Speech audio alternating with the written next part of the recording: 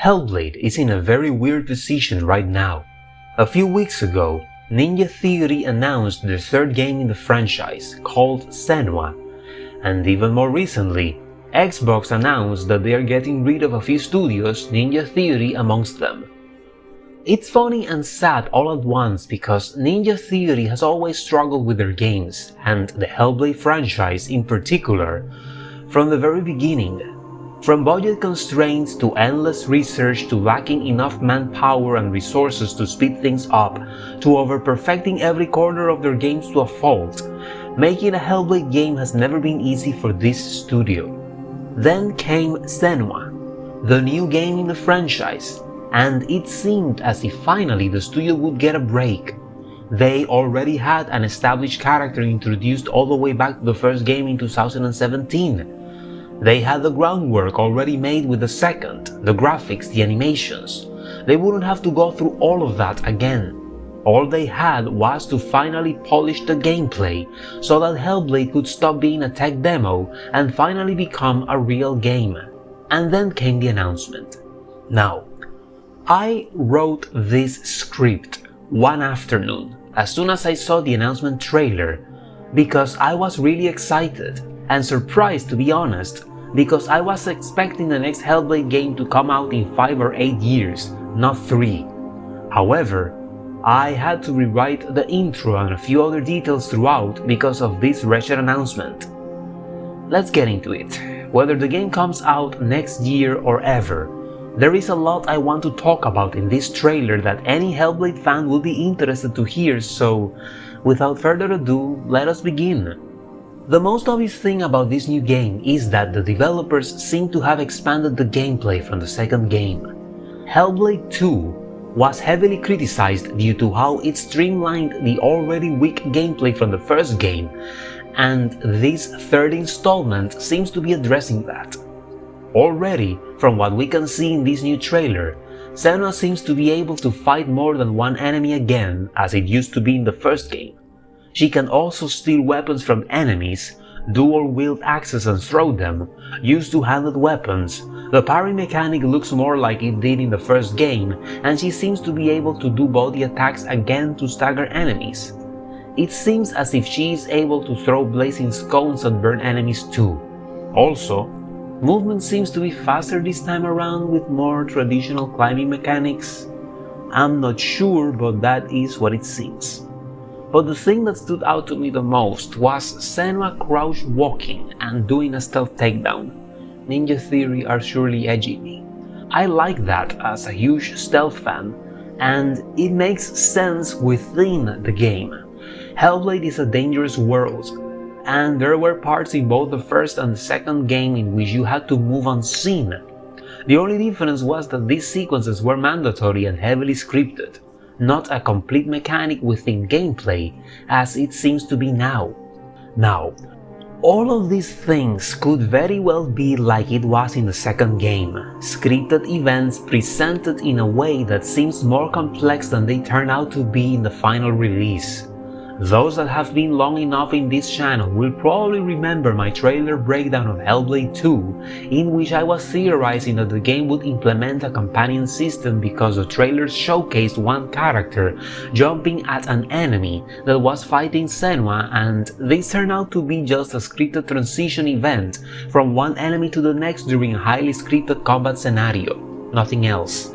It can very well be the same thing here, but considering that the game's description in the Steam page is highlighting its gameplay as a focus of this new experience, and that Ninja Theory in later interviews have also expressed that expanded gameplay and player agency are a focus in development, I am almost sure many of these highlighted details in the trailer are, this time, true, which is good.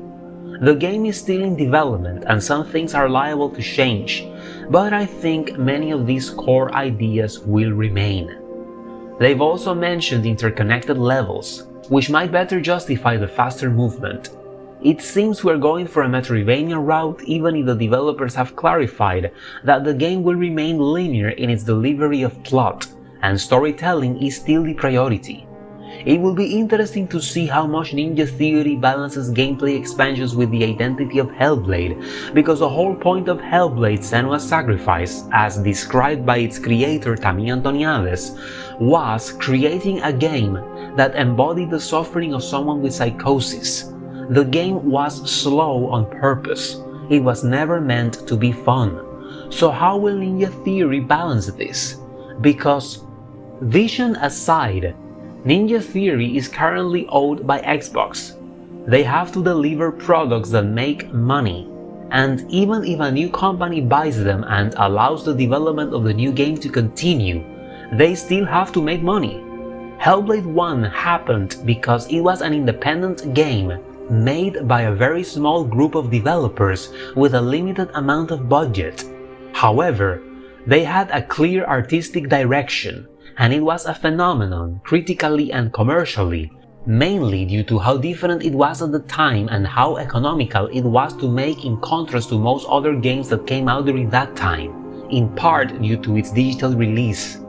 However, how much money can you make out of making boring games on the long run, even more so when owned by a big company? That is why many people didn't like the sequel, because it lacked the impact and originality of the first game, and the gameplay was somehow worse. Another thing to consider is that Ninja Theory, before making Hellblade, used to have an identity of making solid action games like Heavenly Sword and the DMC reboot. But they've spent the last 10 years making slow agony simulators.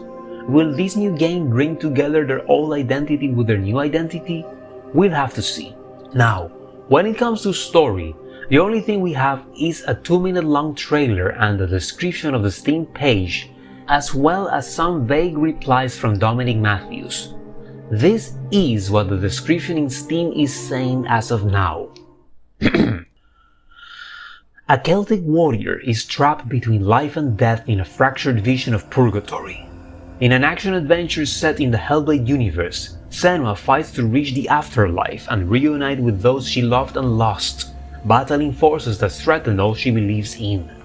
Break through a vision of Senua's mind to confront the threat within and without, mastering tactical combat to overcome nightmarish creatures born of myth and fear. Explore a world shaped by memory and meaning, as Senua seeks a path of inner peace in a defining standalone story of defiance, choice, and legacy. Alright, so from what we can gather here, Senua is mortally wounded at the beginning of the game and she is in a purgatory of her own making while she dies. This kind of reminds me of the Valhalla DLC from God of War Ragnarok, and something like this is to be expected from a third entry. Usually, first games are the first ones. Obviously, they simply do what they do. Second games sometimes do something different.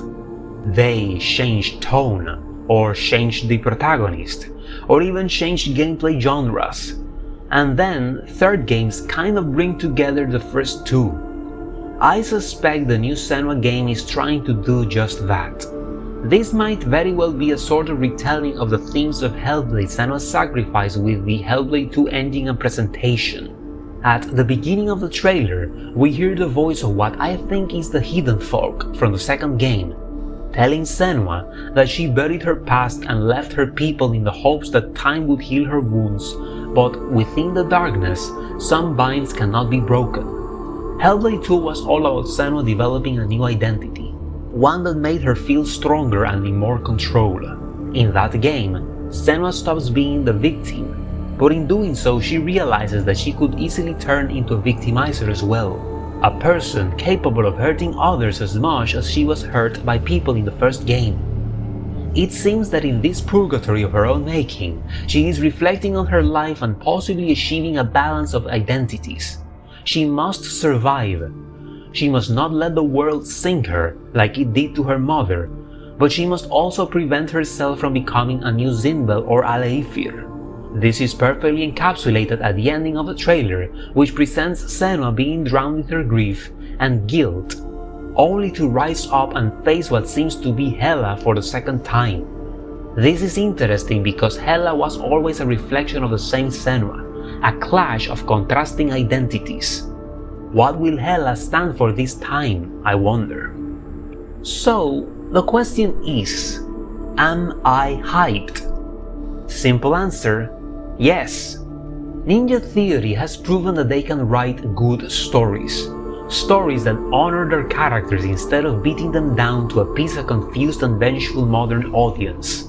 I have enough faith in them to believe that they will not tarnish this game with bad writing. Improved gameplay is always good. It seems as if they've learned their lessons with the past games, and I hope they can achieve the sweet spot of more engaging gameplay, while also maintaining the identity of Hellblade. I am also glad to see that they are reaping the benefits of the long development cycle of Hellblade 2.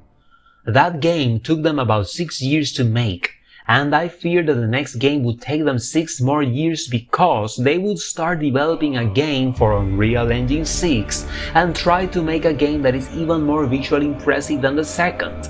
However, if the studio survives and the game isn't cancelled, doesn't get pushed farther away, and it does come out on 2027, then it will only have been 3 years from the last one, which is an obvious improvement. They already spent the hard work drawing amazing graphics and animations. All they have to do now is build on the foundations of Hellblade 2 and write good stories, and by the looks of it, that is exactly what they've been doing these last few years. What I wonder is, what is next? They are selling this game as a defining standalone story and ideal entry point to Senua's journey. And by the looks of it, we will be exploring themes already explored in the first game. Will we see Galina again, or Druth? Will we see Thorgester again, or Dillion? If Dillion reappears, what will that mean? The character was absent from the second game because his memory was at peace within Senua's mind. She honors his memory, but she is not as haunted by his tragic death as she obviously was in the first game.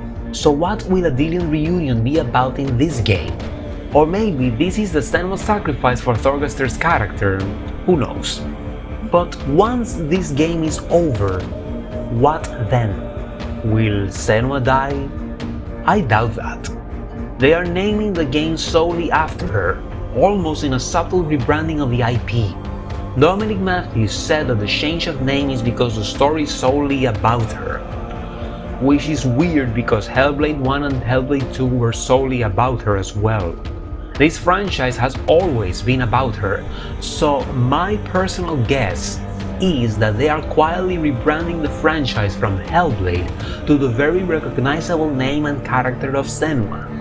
If this game is an ideal entry point that will finally bring together Hellblade's storytelling with an improved gameplay, I doubt this will then be the last game.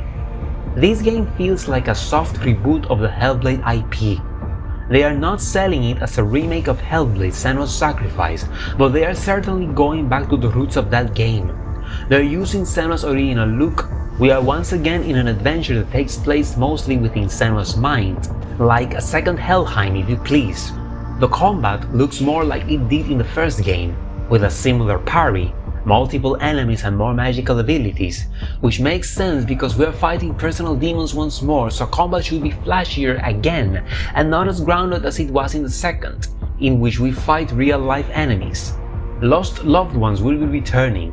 Hopefully we see Galina, Druth, Dillion and possibly Thorgester again, and of course a second showdown with Hera. All of this is great, but I have one big but about all of this. I want a continuation of what happened in Hellblade 2. I want to see Senua continue her journey outside her brain and not always from within. I've been through this before in this channel and I will go through it again. Senua must be relevant in the real world, not just within herself, because personal growth is meaningless if it doesn't translate to real life and with real people. I want to see the more mature and confident Senua of the second game again. Simply said, I don't want Ninja Theory to be ashamed of what they accomplished in Hellblade 2. For all of its shortcomings, Hellblade 2 is a very good game and a better sequel to its predecessor. I don't want Ninja Theory to quietly discard that game and revert solely to the ideas of the first game. Whatever they do here, fine, but they must, sooner or later, return to the real world and finish Senua's story. That is, of course, if this new game ever comes out. We've all heard the news. Regarding that, I pray Ninja Theory survives. Whether they become independent again or go under a new set of wings, these people are some of the most talented game designers on the market that aren't Asians. The West needs studios like this that are still trying to deliver unique experiences while also learning from past mistakes. I know a lot of people are still disappointed with Hellblade 2, but Ninja Theory still matter, and losing them is a big loss for everyone. These are my 2 cents, for now, revolving this new Hellblade game. If it ever comes out, I will obviously play it and I will obviously cover it in the channel.